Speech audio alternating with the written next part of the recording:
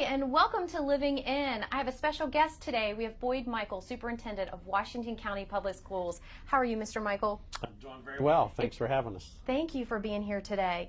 It's really important as we are looking at the new model for school systems and all of those wonderful opportunities that exist to keep our children educated during this pandemic. And so, why don't you share with us some of the things that the school system is doing now to keep people engaged during the COVID crisis?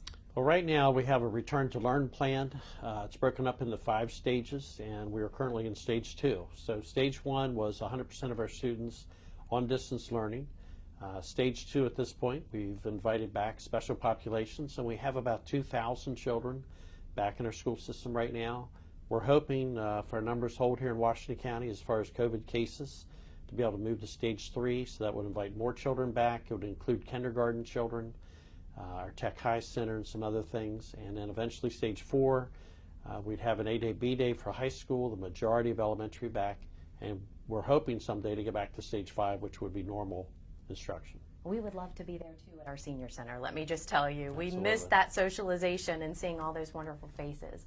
But we know there's a lot of challenges for individuals, especially grandparents who are raising grandchildren or supporting grandchildren while their parents are working through this process and maybe don't have the technology skills. So what would you offer them as advice? So I would say to our grandparents, first of all, thank you for all the work that you're doing to help support your grandchildren. We recognize that sometimes technology can be part of that challenge, and we have offered a site. If you go to our website, you'll see the Ready to Learn plan. You'll also see a parent portal. If you go into that parent portal, it'll give you information of how to contact our technology team. Our technology team's available 8 in the morning to 8 in the evening. They also have at least one person on staff all the time that can speak Spanish for some of our EL families.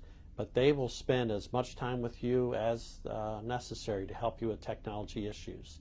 I know some of their calls are averaging 10-15 minutes, but they've been on the phone with parents and grandparents for over an hour. So we have tech support for you.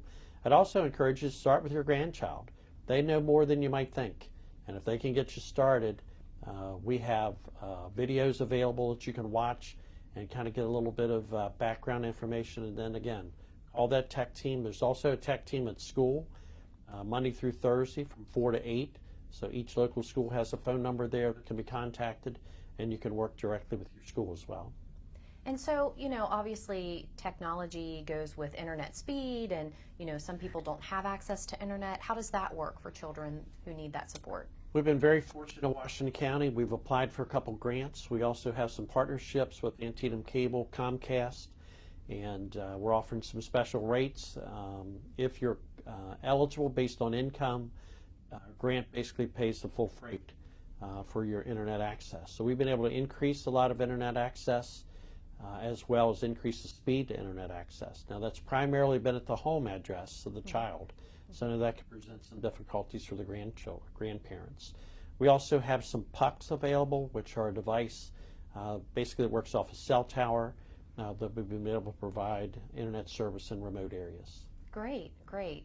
So, as grandparents, one of the things I see my grandparents doing when I was a child is interacting with things of normal activities of daily living and teaching. And do you have any examples of things that grandparents can do just to keep their grandchildren abreast of maybe math or reading or some of those core concepts? So as a grandparent myself of 4 grandchildren, two grandsons and 2 granddaughters, my wife and I spend a great deal of time just encouraging them to read or reading to them, particularly my granddaughters that are 1 and 3. But just read, read, and read. It's something I say everywhere I go. I can't express enough how important it is. That reading seems to conquer a lot of other issues. So read with your grandchildren, buy books for your grandchildren. If you have access to a library or books at your own home, or you can borrow books, you can get books from us. We'll provide books. Also the opportunity just to look any place you see letters and words and driving in the car. With mathematics, an opportunity just to count. Now we have a lot of things we send home to pre-K and K children, but things around the house, to start counting objects, marbles, checkers, whatever, blocks, anything that you're working with. Start to count, start to add them together if the child's a little bit older. Cooking, right? Yeah, every time you're cooking, you're measuring things, and you're talking about a third of a cup and half a cup, a quarter of a cup. You're cutting a pie. Talk about fractions in that method. So just lots of opportunities that have been almost age-old practices. I would encourage parents, grandparents, just continue to use those things. All those things would be helpful to a child. Absolutely. And I have a 4-year-old, and one of the biggest challenges we have is because of so much technology, they don't want to get out of the house. So activity and keeping them active in the fresh air, and it's been beautiful this week. Encouraging them to get some exercise and movement, and as you mentioned, the meal machines, and So all those things are very important. So what I would do if I was a grandparent and I had my grandchildren all day long, I'd establish a place for learning. So here at this table, at this chair, where we provide the resources and everything available to you, that's our learning space. And then when there's downtime and we're not learning, let's get away from that area and let's go and spend a few minutes of fun, maybe on your iPad, or particularly outside with this type of weather. Let's go someplace together as grandparent and grandchild and go do something special. And then when we come back to our learning space, get back in the mode of learning, and champion that as a good thing. Don't champion learning as a punishment. This is a great thing that we get an opportunity to learn. And as soon as we finish this hour, we're going to get a chance to go back to that cooking and make something for mom and dad. Those types of things would be very, very important to keep the child very positive about their learning opportunity, but also capitalize on that free time. Well, we are really excited to have this opportunity to be with you today. Is there anything that you'd like to add to encourage grandparents, or sites that they could go to, maybe even to check grades?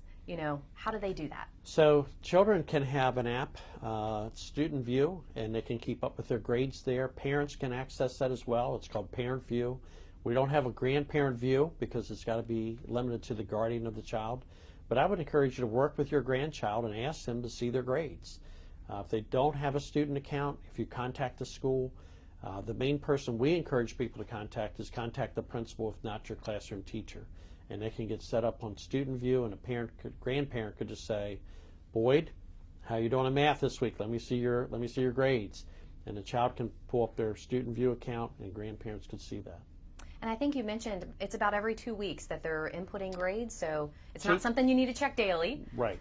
We would have teachers that would enter grades almost daily if there are grades that are available to be entered daily, but teachers are required minimally every 2 weeks to enter a grade. Good, good. Well, we really appreciate your information and insight, and certainly appreciate your time. We know you're super busy in the things that are happening in the school system, so thank you for being here with us today. And hopefully to our grandparents, you found that very beneficial and that information. And if you have questions, check out the Washington County Public Schools website for more details and more information. Stay in touch with your child and your grandchild, and encourage them to continue to learn and read, and use those things that you're doing every day at home to encourage your children to become educated. And just as you said, creating that learning space is so important. It's just as important as that meal and activity, but engaging them. So thank you for everything you do as grandparents and as seniors out there, encouraging our children who will be the next leaders of tomorrow. Absolutely. So until next time, enjoy living in, wash your hands, wear your mask, and don't forget to clean high-touch areas. Take care until next time.